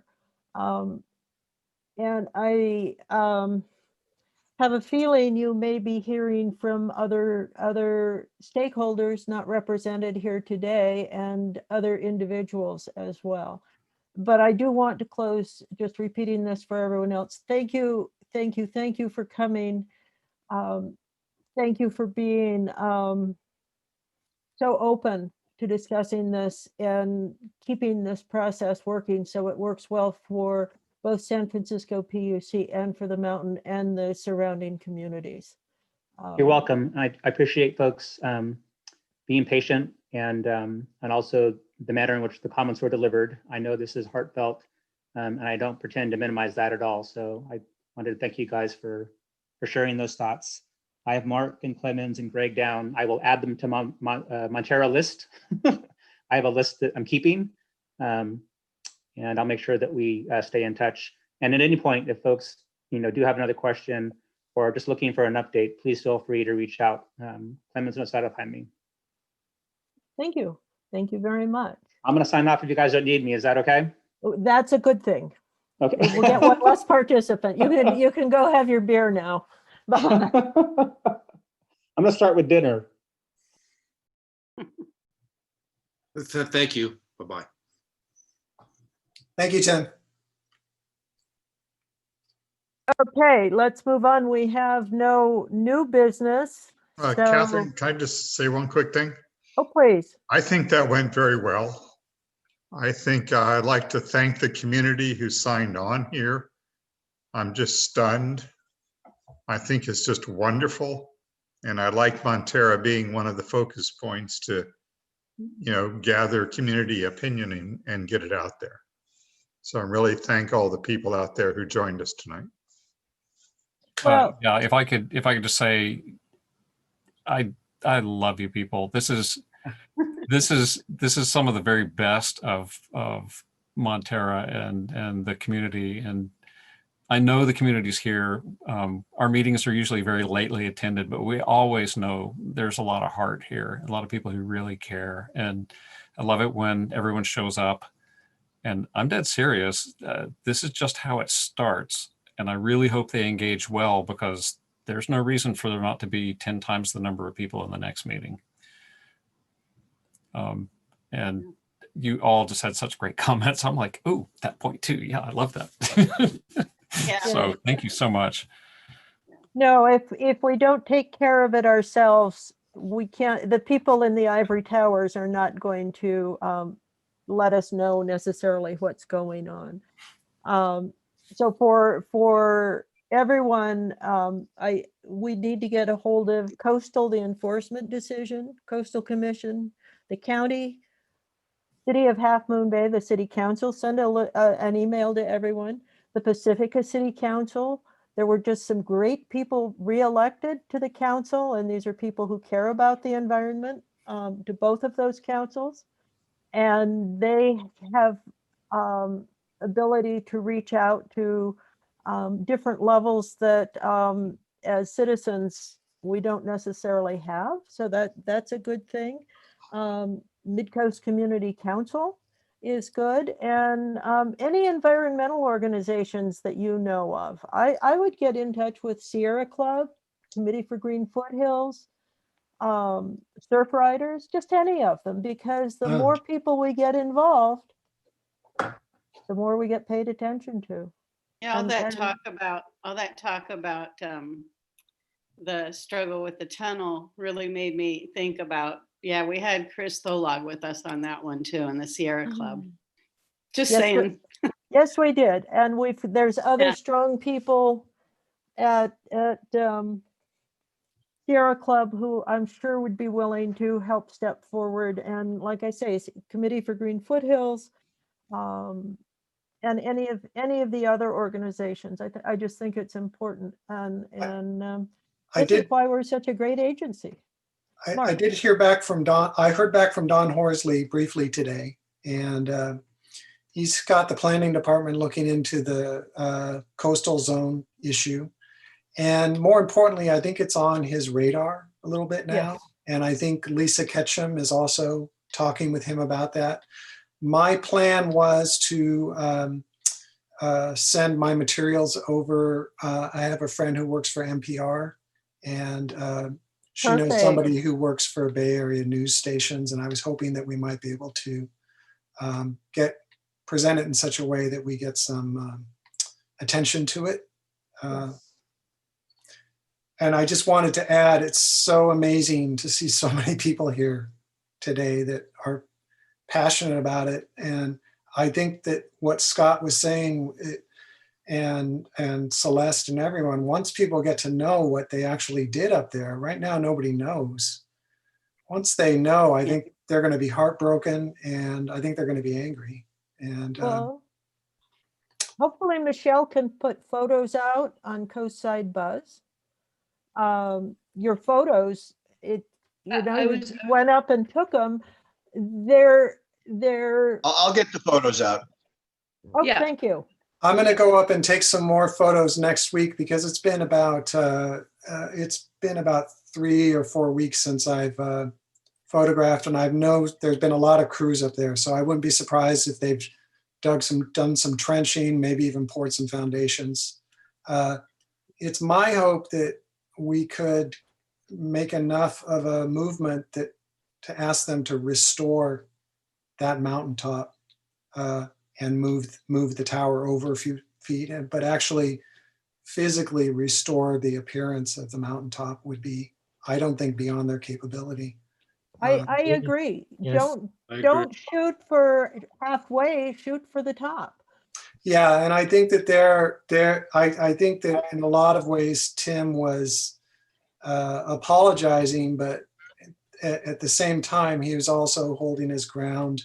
And I think that's a really bad attitude for them to have. I think that I still don't think he understands what they've done to this community and to the coast side with the destruction that they've done. I think they will.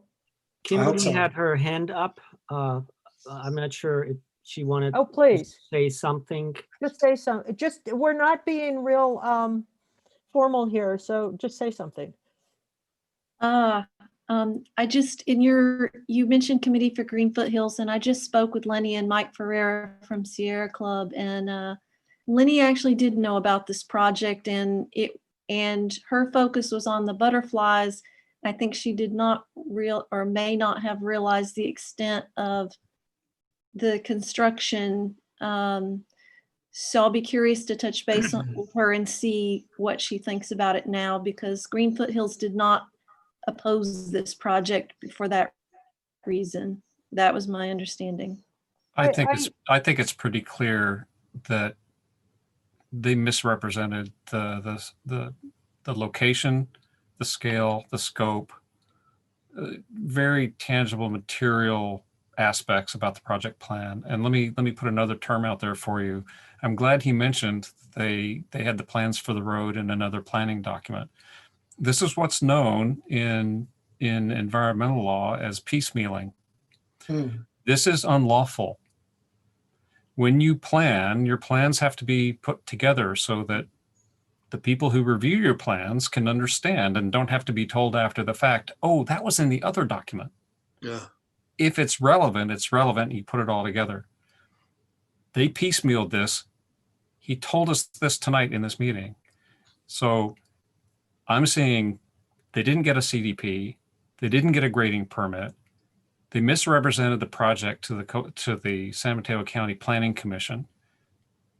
The other things that, the PR things about they didn't do the community outreach, they didn't get the proper feedback. They may have, I didn't hear him say one word about whether or not they talked to the tribes. This is defective on many fronts, but it's entirely normal for SFPUC, for the city and county of San Francisco to act much like the federal government and go, well, we're big, get over it. But it's still made up of people. And if we reach out to them in the right way and we show them, look, it's not that hard to kind of step to the side and repair this, maybe we can get somewhere with this. Yeah, their plan. Scott, I just want to add one thing to Scott's. The MCC did comment on this. So when you say they didn't do community outreach, the MCC knew about it. Now, whether they were fully informed, it appears not, because they issued apparently some kind of a weak resistance. But I'm going to try and get to the bottom of that. I'd love to see what they were shown, because I can't believe for an instant that anybody came in and told them we're going to grade a wide road. It's going to be permanent with gravel. We're going to shave 7 feet off the top of the mountain, and we're going to close it off so people can't stand on the top of the mountain. If it had been presented honestly, there's no way that the MCC would have. The only way you can draw a weak response from the MCC on a project like this is to misrepresent it. Yeah, Mark and then Rick. Their plans were very vague. I mean, I think, Scott, a lot of people have seen the document, and I'll circulate it. The drawings are just, they're elementary school type drawings. There's no specific measurements. There's no real details. It seems as if it was just purposely vague, that we're going to do anything we want up here. If you'd submitted those types of plans to build a house in Montara, it would just be like saying, well, here's my plan for the lot. I'm going to build what I want later. And I think that that's the approach that they took. And with regard to the crews that are up there, I've been up there, and they are typical construction crews, the trash talking guys that are just up there doing a job. It's nothing to them. They're driving their tractor and they're going to go have their beer at 6. I don't think they understand the levity and the preciousness of the mountain. To them, it's just, I'm digging my tractor in here and I got to move all this stuff. Yeah. Rick, and then I'll make a comment. Yeah, just because of the strength of this meeting, I'm going to just throw something silly out here. During these times of viruses and everything else, 95% of all my communications with the world are through Zoom meetings. We got political meetings, friend movies, group meetings, relative meetings, all this sort of thing. And that's where all my information is coming from.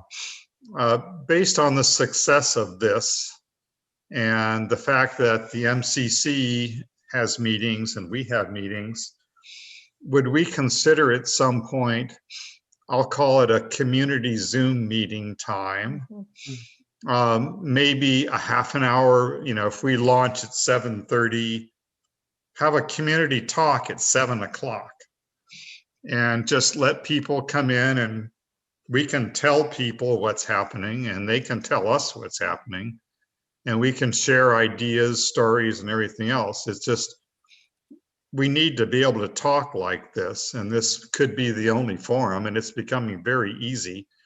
We could have 50 people in this meeting and telling the entire community about this stuff. So Rick, maybe we should Rick, talk to the MCC and us, and let's put up community hours. Are you suggesting that both the MCC and MWSD have a community meeting, half an hour, 45 minutes prior to our meeting, and that way we can utilize our Zoom so it can accommodate a whole lot of folks? And I Greg, think it would be on different days. I mean, if there's a possibility of organizing a solo community meeting, that might just be too hard. But if we could dedicate a couple, we have a couple meetings a month, and so do they. So that's 4 points, and I can talk to Granada. Give people a half an hour just to talk about what's happening in the world, and that maybe we can use our whole COSIDE group here to get information out to people that way. And then Michelle can put it all over COSIDE Buzz too. Greg. I just want to point out that at last night's MCC meeting, there was resistance among the older members of the board to having very many meetings in the next 2 months. I think the December 9th meeting Clemens, where I'll be sworn in is the only one they're going to have. So I think Rick's point is great, but it's going to take somebody changing their mind for the MCC to agree to schedule a meeting. So I think it's probably better, since you control MWSD, for you to append it to one of your meetings, and I'll just do what I can to make sure to get the word out to everybody who would follow the MCC normally that this meeting is being held with you. Because right now I can't control the MCC, and they're only going to have, if I remember correctly, they only committed to one meeting in December. Greg, could you get us the MCC letter on this and anything that is in there? Yeah, I'm curious what they were Lisa, given. I can send it to yeah, you. Oh, thank you. I think Clemens. Lisa shared it with me, but yeah, we have it. Okay, good. I think I may have Lisa's actually, wonderful. you may have already in it somewhere in your inbox. I think I sent that already out to the full board. I may have. What I wanted to get back to is the inadequacy of this document. And that's a little bit what Greg has to fight with the MCC as well, because we heard Dave Olson here, and I think his opinion is based on the MCC already reviewed it, the county already reviewed it, everybody had their say. Who knows on how many desks this thing actually landed and disappeared, because I mean, how many things can you review? And at glancing at it, it doesn't look like anything. And that's why I think we really have to do a little bit more of the outreach that Mark is suggesting, and just still get more community members, get awareness of what's really happening. And that's a flawed process, a completely flawed process. The permitting was, checked off, and that's what a lot of these other agencies are going to look for. And what they need to be educated about is that, the document was either not clear enough, or the project is inconsistent with what was presented at the time. And we still have to find that out, really. I would say both of those, and it was piecemealed, and the maps that don't reveal they're taking off the top of the mountain and what relevance it has to anybody who's more than 300 feet away. I would just like to add, my first reaction when this happened last month was to somehow sue them to stop. I don't really have any legal knowledge. If anybody in the group has somebody that would be able to, for us to file a civil suit to at least have them stop construction for now, it would be great. I think the way to do it is to go through coastal and enforcement and get coastal commission to stop it. I take that as direction. Thank you. Thank you. Can I and- just and offer? We're all speaking as individuals here, just so we know we took a brief break in the meeting. Hi, Celeste, and then we need to get back to our reports in closed session. But I do like the idea of having a meeting before, just put it as a community discussion point. And we will put it as the point of the discussion is Montara Mountain. I don't want a bunch of other stuff getting brought into these. That's for the Mid-Coast Council. They can handle those things. I have one more thing I wanted to share. If anybody wants to, I wasn't able to show it earlier. I had to find it. I have a video of the top of Montara Mountain before it was bulldozed with butterflies. It's a 16-second video. If you want me to share, otherwise I'll save it for some other time.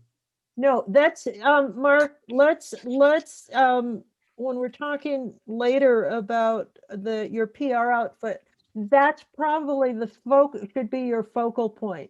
There was Scott, who was it who made the model of what the freeway over the mountain was going to be and carried it around everywhere?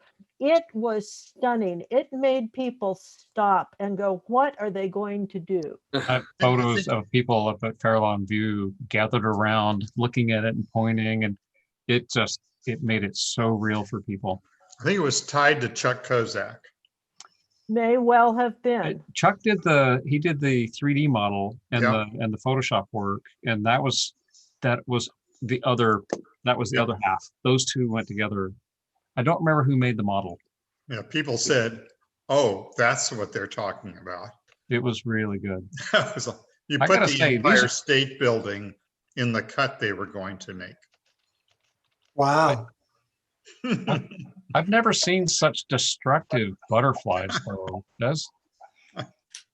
Yeah, you have to destroy their habitat to save them. Oh well. That's where the mountaintop is going. It's the Moving butterfly. on. Let's close this out. I again, we've all said thank you and we love you and everything. Celeste, did you have something you wanted to say? You know what? I'm gonna no. I'll say it offline to someone. Okay, good. So let's just. This will be our before the MWSD meetings. This will be our time to chit chat and talk about this. And I suggest that we all stay in touch with each other because there's a huge amount of experience and knowledge in this group, and that's how things get done. So the meeting has to be agendized. The meeting has to be agendized as special board meeting of the Board of Montara Water and Sanitary District. Okay, because we're all together in the same place and we're talking about something to do with it, but we'll Yes. just limit to that agenda. Then. Oh, Nice. Diana. Thank you, everyone, tonight. I'm going to leave. Thank you Yeah. so much. It Thank was you. wonderful night. Everybody. Greg, Thank you you very much, stay Mark. on, so for reports, you can talk about the MCC. Thank you. Moving right along, no new business, so let's go into you. reports. Thank you. And everybody's welcome to stay and listen to our reports too. Let me see. So the first report is Sewer Authority Mid-Coast side. We haven't had a meeting since then, have we? We haven't, and our next meeting is December 14. I will say that there was a finance committee meeting today, and something I had been asking for as long as I've been there, and now that we've had three annual audits completed in this 1 year. Keishan is doing just a fabulous job, and George and Peter from Mays Associates. Also, real quick, Catherine, the only item that's really been big is the one Clemens briefed us on earlier. Right. The BOD problem, which I immediately took as board of directors of SAM, that there was a big problem. But no, I think that's really the only issue that we've been talking about now. So. And we don't have anything definitive to report on that right now, No, anyway. except it's getting better. So. But in any event, so on the meeting of the 14th, we're going to be having quarterly financial reports for SAM. That's the budgeted versus the actual. And they're also working with this new Tyler accounting system on getting us on OpenGov. So if you go to the SAM board website or the SAM website right now and look under transparency, you'll see a link to OpenGov, but it hasn't been updated in quite a while because of all the other stuff that's been going on. But that's a project that is underway. What is the latest audit that they have? Yeah, we're going to be getting the final audit in December. The 1920 audit. 1920. Mm-hmm. Yep. And Greg Diegas, Midcoast Council. I didn't prepare any kind of formal report, but I'll just tick off 4 things. The first is there's even more passion in the discussions at the MCC meetings than you saw here tonight. If you watched the meeting before last night's, you would just be shocked. What came up last night are 3 things. Caltrans is going to install a flashing beacon sign at the Virginia Avenue crosswalk in Moss Beach.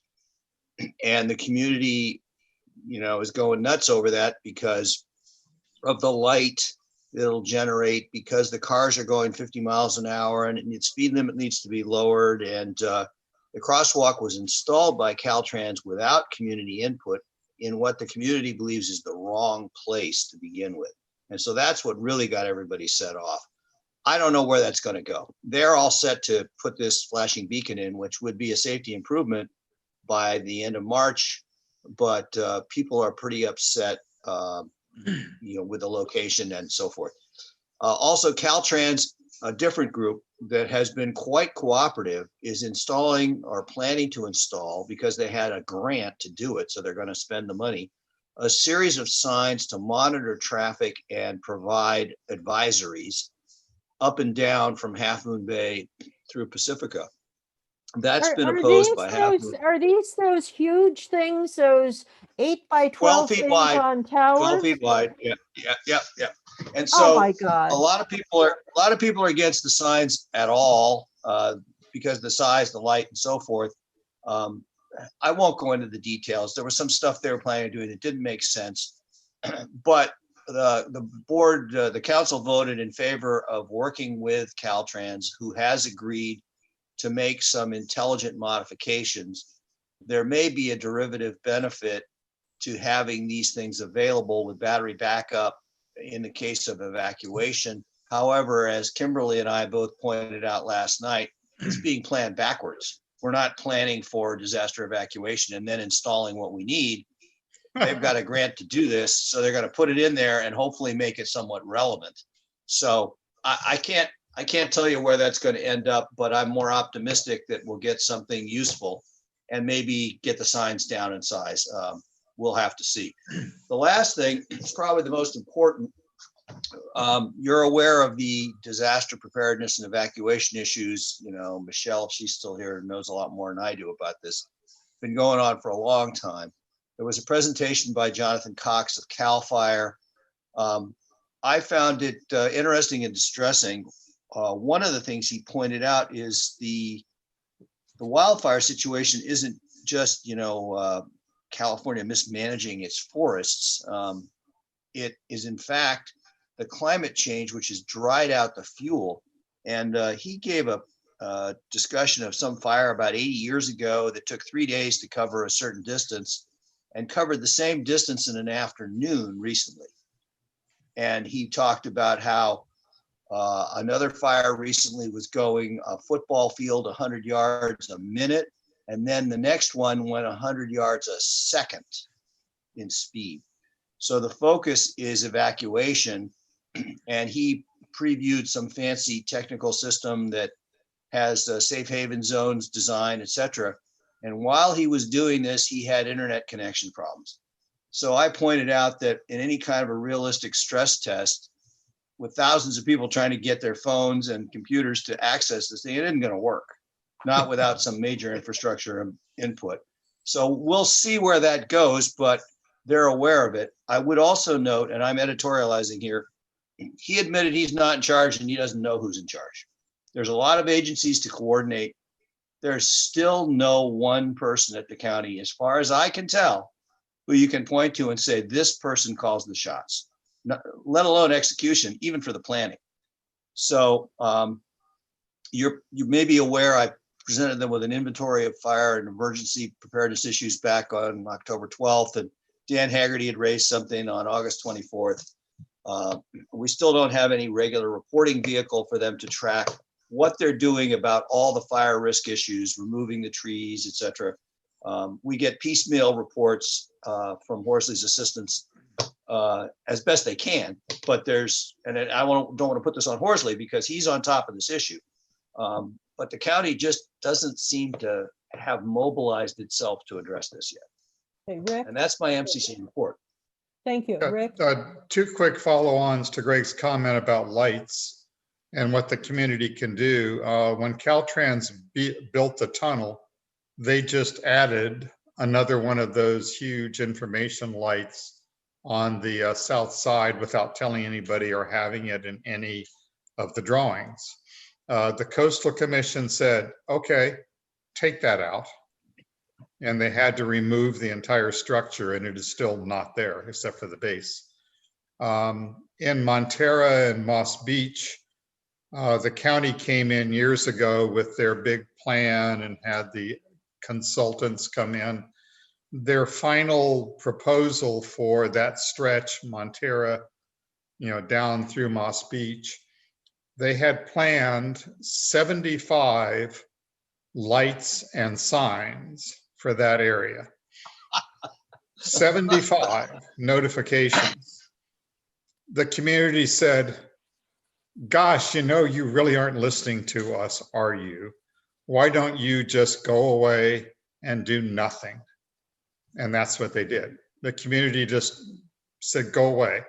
And then, as Greg said, they just stuck in the sidewalk without telling anybody, and not even initially any signs. I'm driving along there.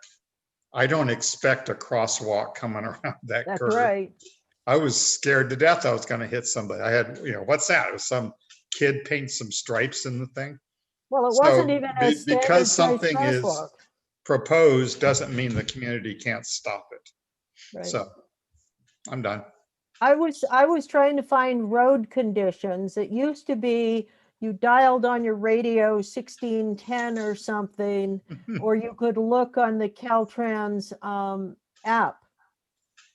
And I wanted to see if the road was open with this storm that came in. Interestingly enough, they sent me to their Twitter feed. So perhaps they could just put signs up, little signs that say, if you want information on road conditions, go to your Twitter feed. Call Twitter. Call Twitter. And the other thing to remember, Greg, is that when Caltrans was doing some work on, or someone was doing some work on 92, and they cut the fiber optic feed for the coast, there was no cell phone. There was only local phone calls available. Nobody could get information in or out of the coast. And no internet. And no internet. Right. So I think the idea that we need to upgrade the telecommunications infrastructure has merit. I don't know how long that'll take. In the meantime, we need other modes of alerting people. Keep in mind, Half Moon Bay is projecting 3 million visitors a year, and we see them on the road all the time. They don't have SMC alerts on their phones. They don't know what the local way of getting alerts is. So a lot of what the county's planning, which requires you to be sort of in tune with the notification system, just isn't going to work for 3,000 cars that are in our way. Right, right. So moving right along, has there been a CSDA meeting, Rick? Not the chapter meeting, no. Huh? We will be electing a new president of the chapter. Josh Cosgrove has worked industriously for 3 years and done a great job. So in January, we'll put a new board of special districts people into that. Okay. And LAFCO? We had the meeting last Wednesday. The only significant item was they've been doing a municipal service review for our local RCD. The draft that came out wasn't particularly that good, and millions of people wrote in comments. They finished up with really an impressive review that basically praises all of their works. So that was signed off. What they're doing now is they have what's called a sphere of influence. And again, RCD is not a regulatory agency. They just ask people, hey, do you want some help? People go to them, they don't impose anything. So they do projects for the community. But when they built the sphere of influence, which is basically almost all of the coast, many, many, many years ago, they excluded things like Half Moon Bay, Montara, Moss Beach, and a bunch of other things because it was a farm agency. Now it helps out everybody. So there's a proposal, which we will actually vote on the next meeting, to give them, remove all those donut holes. There is no local impact on revenue or taxes. At the county level, that just means a smaller amount of county money is sent over to the RCD group. They gave in their report, all of their money comes from donations and grants and this little teeny bit for tax. When they do projects, it's with somebody all the time. They leverage every dollar they get to $147 worth of projects. So they get almost nothing from the county and us, and yet they do huge amounts of work. So LAFCO said, you're doing a great job, keep it up. And they're gonna wipe out those donut holes because something might wanna be doing or help out drainage in Half Moon Bay and stuff like that. So everybody said, fine. So they're just gonna wipe that out and say, RCD can help anybody who asks them for help. So that's it.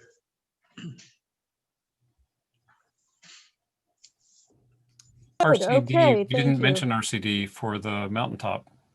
Well, I just sent Clemens a note suggesting he get in touch with Kellex because RCD is a federal agency.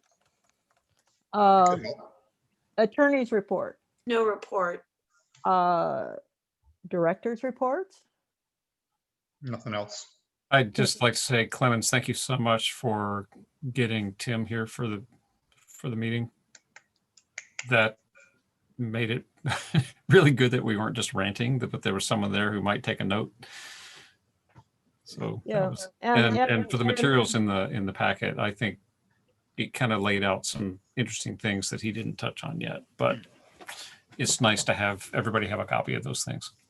And thank you for following up so thoroughly on this. It's not in your job description, and but it is part of your community, and you are certainly an important part here. And a little bit of the community outreach he did too to my little area up where I live. You know, everybody's been helping out with this and, you know, talking to neighbors. This was another gesture, informing people about what we do, bragging about how good we are. So all those are good, and we should do that whenever we can. Good. General manager's report. Nothing to report. Yeah, thanks, Rick. I I learned how to speed talk. They gave me 15 minutes and I got it done in 30. I was proud. Wow. Clemens comes in and says, well, I'm going to talk like 30 to 45 minutes. And I said, you know, the whole meeting's supposed to be an hour. So he squished it all into pretty much relevant groups. So relevant info worked out well. Good. Well, future agendas is here. And so let's take a recess for a little while and convene in closed session. It's 9:38. So let's convene at 9:40 or later. Catherine, I have a question. This is Kimberly. Oh, hi, Kimberly. Yes. The closed session item, I had questions about that item. Is there another meeting coming up that we would be able to ask questions about that? There's several of them. Which do you have questions about? The Miller Havas Ranch. Catherine, we